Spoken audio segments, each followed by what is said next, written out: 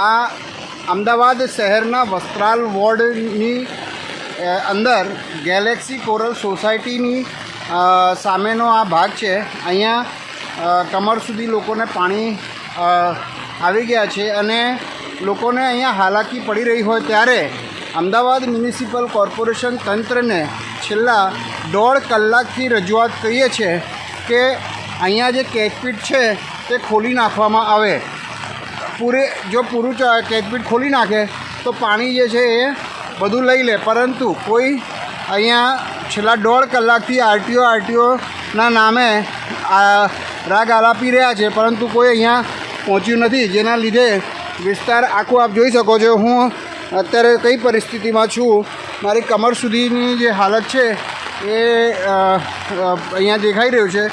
આ લોકો બી હેરાન થઈ રહ્યા છે.